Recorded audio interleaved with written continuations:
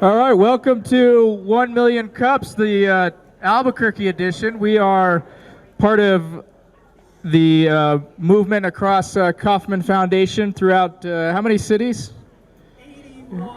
81 and a half and 3/4. So do we have any first-time guests? All right, welcome. Thank you for coming. Bruce, the defending champ of the first-time guest for 600 weeks in a row. If you want coffee, it's back there. It's free. There are some donuts provided by Noventum. I don't know how long those last. It's usually like a pack of hyenas on a carcass. Anyway, we have two guests. One is Faux Glow and the other one is Sun Power. So we're going to learn about some cool fashion design with faux fur and things like that. And then we're going to learn about the Sun Power. And without further ado, we'll introduce Faux Glow. They'll come up and talk about the... Second? You're second? Okay. Sun Power. Sun Power. Are you in the building? Right there. Sorry, Julian. I miscommunicated to you. So we have a new feature so everybody can hear questions from the audience. We have a microphone. So Eric, woo! Hello 2003. Woo! So Eric is going to be walking around with it. But you can't grab it from Eric. He's gonna be the Price is Right, so to speak. I've always wanted to aspire to be Bob Barker. Bob Barker, yes. Yeah. So yes. Spay and neuter your pets. When I loom close to you and you've raised your hand, please don't get frightened. It's only me with a microphone. Right. And so speak loud and clearly because we're working on the levels with the microphone to make it balance out. So if you can't hear the question, we have the live stream going. It'll be available after the show. So. Without further ado, we'll get Julian plugged in with Sun Power and go from there.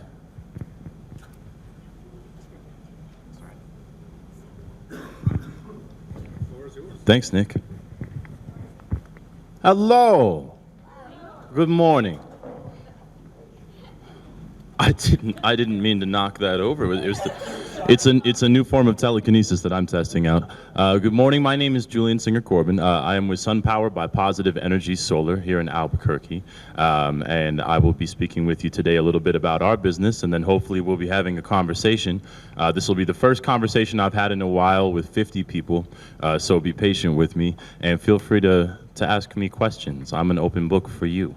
So thanks for having me. Thank you for giving me your time this morning. While we get this thing set up, I'll tell you a little bit about myself. I'm an Albuquerque native. I was born and raised here. I was schooled here, born in the South Valley, and I went to the University of New Mexico, fully intent on becoming a professional vocalist.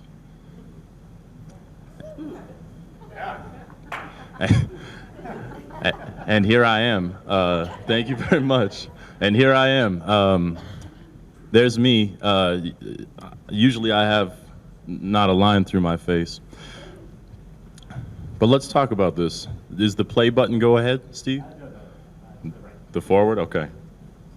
Okay, so now, here I was wanting to become a vocalist. Now I own a company. I own a company called Sun Power by Positive Energy Solar. It's a company that started when I was 10 years old. In 1997 in the small business incubator in Santa Fe, New Mexico. One man named Alan Sindelar started our business as an off-grid battery backup solution for customers that could not get access to the grid in a cost-effective way. Now, this company is owned by over 20 individuals over our 3 office locations in New Mexico. We have 75 employees, and we're a medium-sized business. We're doing $20 million of business a year. And we're in New Mexico, which is one of the top 10 markets, dollar amount-wise, for solar power in the United States. And given that we're the second poorest state in the nation, I think that's a pretty big deal. We're changing the way that we power our world. And it's been an enormous hockey stick of an upswing as far as the amount of business that's available to us. And we've been really struggling to grow at the rate that the industry is demanding. Oh, thank you. That makes it much easier. Can everybody hear me much better now? Very good. Thank you. So we started with one little office in the small business incubator in Santa Fe. Now we have large installation and design offices in Santa Fe, and in Albuquerque, and in Las Cruces. We have over 2,000 solar electric systems in the state of New Mexico, including several half-megawatt and megawatt projects. We power the College of Santa Fe, for instance, or the Buckman Diversion Project, which is over a megawatt in Santa Fe. So we're creating hundreds of thousands of kilowatt hours of power just from our customer base alone. And this kind of all came from a man and his dog in the late 90s deciding that maybe solar power had something to it in the future. I'm going to go to the next slide. So this is our deal. What is business for? Why business? What is business? Right? So if I can my tomatoes and I sell them to you at a farmer's market, I'm doing business, right? All right, well, that's great. Maybe I love growing and canning tomatoes. Maybe it's everything I ever wanted to do with my life. Well, that's not how most people stumble into a job, right? Not everybody wakes up in the morning and says, I got the best tomatoes on the block. I'm gonna bring them to my community. We all stumble into something. The universe guides us into something that we find that not only are we pretty good at, but we can succeed at. So I stumbled into solar power. And now I stand presenting before people because I realize that I can do business in my community. But the purpose of this business to us at Positive Energy Solar is not to make a pile of money. We're doing something we really love that we believe has a completely positive benefit to ourselves, to our customers, and to our community. The mission of business, we believe, is to make the world a better place, not to just be profitable. With that mission in mind, we've been able to grow slowly and sustainably over time, and to put together a product and an offering that we can wholly believe in and wake up in the morning and work at. And we think that everybody else should too. We'd like for you to think that way about your business. How is your business making everything around you better? We have great partnerships with our community. We donate a solar array to Habitat for Humanity once a year. We've got several schools and nonprofits that have gotten free solar arrays from us. I'm going to ask you later where you think that we can improve, what else you think we can do for our community, so keep that in mind. What we decided to do was to partner with something called a B Corporation, with B Lab, who comes and vets your business. Does anyone know what a B Corporation is? A benefits corporation. Very good. A benefits corporation has a triple bottom line, not just profit, but people and planet. So when our CEO, Regina Wheeler, makes a decision for our business, she can't be punished by our board of managers or fired because she makes a decision that hurts our bottom line, but benefits our employees or our customers, our community, or our environment. We don't just think that's a little important, we think that's very, very important. The B Lab folks come and vet your business on 200 points of compliance. Everything from where you get your employees to how you treat your employees, how you treat your customers, where do your materials come from and go to. And when you reach a certain level of compliance, you become B Corp certified. Now, we're the largest B Corp in New Mexico, but some other B Corps you might know and use their products every day. Ben & Jerry's, Kickstarter, wonderful brand that makes pistachios and pomegranate juice. These are B Corps. Visit bcorporation.net for more information. We're happy to be a part of this group of wonderful businesses, and we'd love for you guys to be involved with your businesses and your ventures in our community with these ideals, these values in mind. This is something else we've been working for. People don't believe this number exists. And we've got thousands of customers. I can't find someone who's mad at us. I've been trying. I've been looking for someone who's upset with us. I can't find them because our business, because our mission, going back to our values, that core of not just profit, but how can we make our community better, means that when someone is having a hard time with Positive Energy Solar, boy, we will basically do anything and drop everything about our processes to sit down with them at a human level and say, how can I make you happy? How can I make you actually satisfied? Now, everybody knows people will come at you for money. They'll kick and they'll scream because they think if they complain, they can get a break. I do not mean to say that we are weak with those folks. But somehow, everywhere you find us, and I can't pay to change this number on this website. This is solarreviews.com. If someone was really mad at us, this is right where they would put it. We've found a way to sit down in a very arbitrary way, a very mediated way with any customer or any person who is concerned, and really try to meet those concerns. The other thing that we like to do is we like to push our people to better themselves. So every Positive Energy Solar employee, we have an account set aside where we'll allow you to go and continue your education in our field. We're pushing people toward a certification with something called the North American Board of Certified Energy Practitioners. These are awesome folks. We employ over half of the NABCEP certified solar professionals in the state of New Mexico. If you pass that test and you don't have a job, you'll get a call from us. We're looking for people to continue this. So if you're a Positive Energy employee already, Positive Energy will begin to pay your tuition to places like the C&M Workforce Training Center for their photovoltaics program, or will pay for tests like their NABCEP certification and help you with any sort of study guides, things that you need. So once again, we're supporting our employees on a real human level. What is it? How does your life work, synergy work? We're supporting our customers on a real human level. Not, please take this money and don't complain about us, but really, who are you and what are your concerns? And then what we're trying to do is use our business to engage our community and our world on a wholly positive level. Hence the name, right? That's the song and dance about what's great. What I'm wondering is, what else can we do? How can we continue to better our community? One thing in my industry, in solar power, that I'm sure a lot of you might have heard hints of, especially with recent laws, changes in policies, state income tax credits for solar customers, the Public Regulatory Commission reviewing a rate hike case from PNM, which would like to charge everyone in New Mexico more for power so that they can continue to operate at the level that they'd like to, right? A lot of concerns, a lot of information floating around about that's going to affect all of our lives. Since I've been with Positive Energy Solar, which is about 4 years now,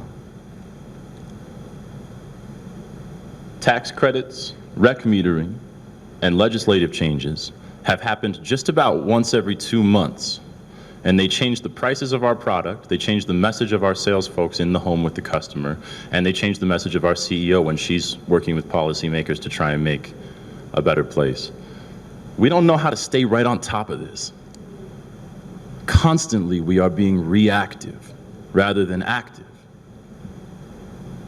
And it's making it difficult to hire correctly, to staff correctly, to train correctly, right? And we're having this concern that we're always going to be behind because the policy is continuing to develop. We know it's important to know what we're talking about and to be involved, but we're on in such a changing world, in such a changing industry. I'm curious what you guys think that we can do to be more active rather than reactive. And I'm also really curious what you guys think that we can do to continue to grow our community engagement and involvement. And that's about it. Yeah.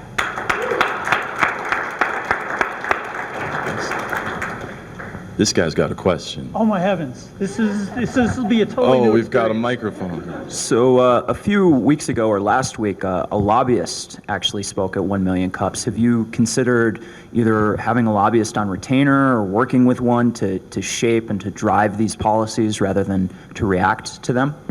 Absolutely. Right now, our lobbyist is our CEO, Regina Wheeler. She was an expert on the panel for the Public Regulatory Commission rate hike case, and we're definitely looking to take things off of her plate.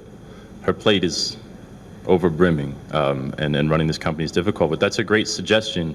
Having someone on staff full-time that could do things like help not only help to influence policymakers and positive policies, but maybe also to help write grants for rural, businesses that need a grant from the USDA for a solar array, things like that. Having someone on staff who's really legally versed and who's also politically savvy would be a pretty good suggestion. I like that a lot. She's got a question over here. Oh my Might be God. a silly question. Go for it. Go ahead. It might be a silly question, but you're responding to, reacting to something. Where is that something conceived? That's, Where is it? Is it a scratch on somebody's paper while they're having coffee? Where is that originating? Find out and take them to lunch. right. Find these people and make a personal connection with them, and let's have a conversation about this. Yeah, I think the individuals on the PRC are difficult to get at, but I think you're right. There are policymakers, there are state legislators, there are people that are going to bat all the time and writing these bills, right? It feels like you have a lot to offer, and they want control over it. Right. So you have a power situation instead of a friend situation. Right. And if you say to them, you can get a lot more out of us if we're friends than fighting for it. Just an idea. That's not so bad. Like I think that having like a like tens of $1 million, hundreds of $1 million industry in New Mexico could make New Mexico a lot of money. Wouldn't you want to be on the side of that, Mr. Senator, or somebody? See that? I would hope so. I think that's a great suggestion. Don't be the little guy. Get up there. We're not used to not being the little guy. But that's a really good suggestion. It's like, how do we really engage people where they listen to you? Because if you come at a policymaker and you're like, I've got a great idea for you, right? The little guy, but really, you're the one that has the value that you get here. And Sure. It sounds like they're trying to. I know I'm probably shooting myself in the foot because there's some in this room or that place, but it's not right. You're the one with all the value, and I think they see it. Well, You think they're scared of it? yes. Yeah, people who try to control other people are usually fearful. If they were confident, they'd take you out to lunch. I wish someone would take me. By the way, Call to action. I don't have any plans for lunch today. I think that's a real game changer if I was to be able to have that confident attitude and know that we have all this power behind us and this cloud behind us of this large of a customer base and this big of an impact. And I should put this on my face again. That's what my marketing director said. Put this on your face again at the end of the presentation. God, that's interesting. That's interesting. Why wouldn't we muscle them around a little bit? Hi. So I've worked on the solar decathlon in 2013 and also lived up in the Earthship community, so I'm familiar with some of these advanced technologies. One thing that came into the news was the Center for Innovation and Testing, or Center for Innovation, Testing, and Evaluation. It's kind of a ghost city that's supposed to be fully automated, and they're developing, it's on the books, and it's supposed to be down by Deming, I believe. And have you heard of it? Any thoughts about it? Never. Never. I haven't heard of it at all. Okay. And you said it's a recent thing that's out in the middle of nowhere not being used? It's in the works. How interesting. My recollection is that site is still raising funds to make that all happen, so that's still pretty early stage. I have a question. There seems to be lots of businesses in New Mexico that work with solar. 105. And so my question is there any kind of coalition among organizations? Because it seems in order to fulfill what she was suggesting, that there's power in numbers. And if there was some sort of coalition where you were all working together for a shared agenda, that there might be some power in that. I think that's a great question, and it's also a good suggestion. We're really trying to be collaborative. We are. There's enough market share here for 1% of your power comes from solar. Okay? So that's our potential. That's how much market there is out there, even with 105 licensed solar contractors in the state. I would love to see a stronger partnership. There is the New Mexico Solar Energy Association, of which many of us are members, and that's a place you guys can get involved too, to learn more about solar power and get good quality information. But as for a sort of policy affecting group, it's difficult. Because as soon as you take a group of businesses and put them in a coalition and then advocate for one sort of policy, you're making a really political statement, and you risk alienating maybe some of your customers that might not agree with those policies, but would still be someone that would agree that solar power is a great investment. And I think that's the struggle we have.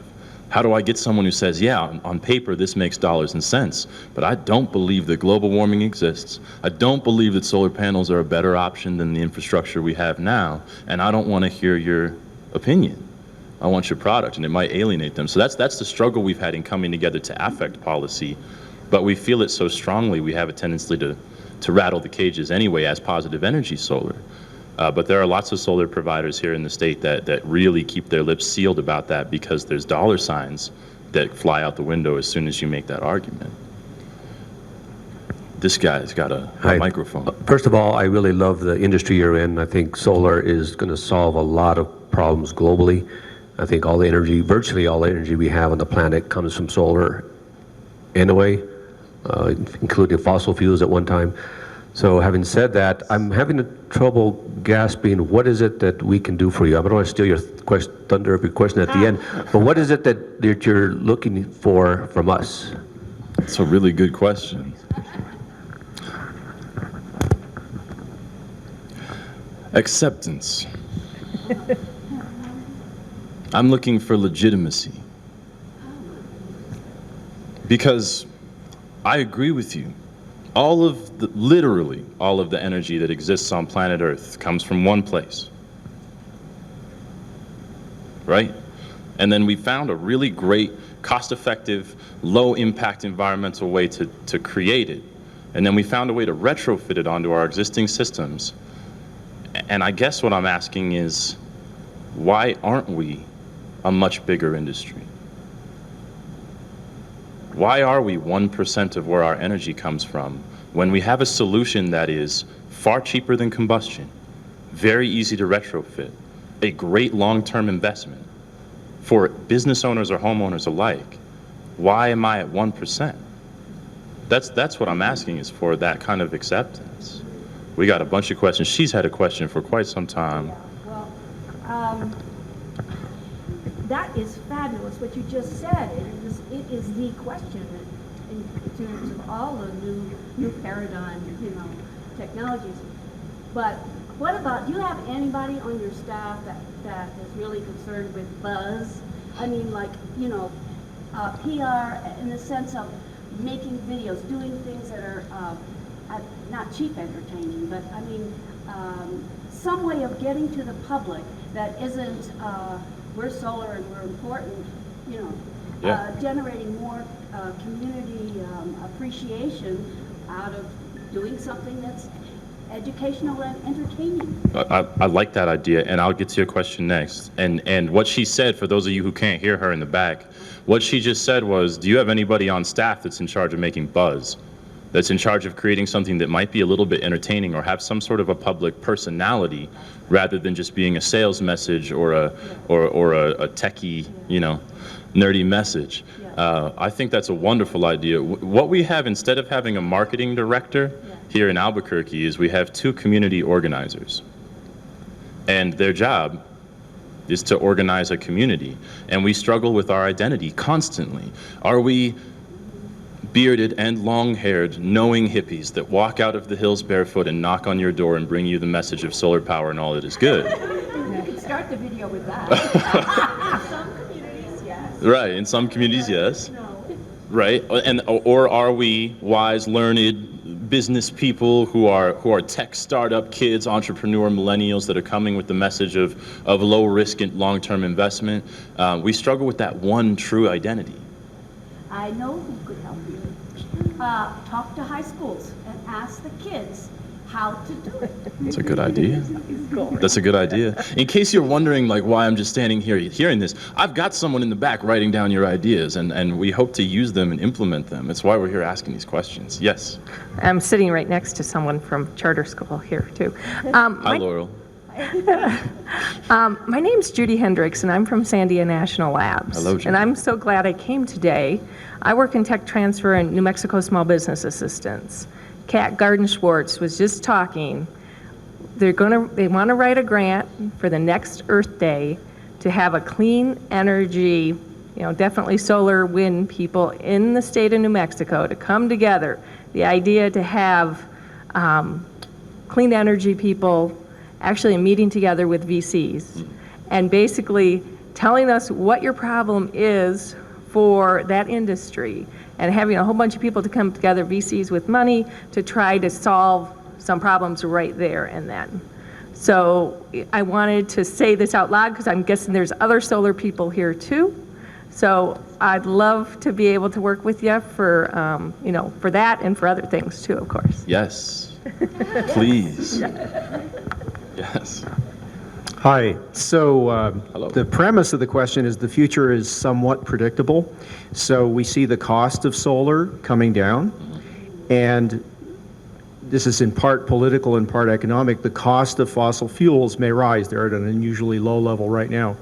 So what year is the inflection point? When solar is cheaper and fossil fuels have to beg for subsidies and government protection? When does that happen? Good question.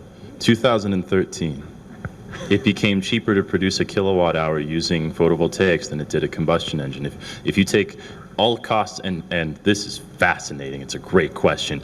PNM, your utility, and most utilities uses a giant supercomputer named Strategist. Strategist predicts the future based on billions of points of data. Strategists understood and knew what was going to be happening with the PV industry, and I think that the backlash, the proactive backlash against the PV industry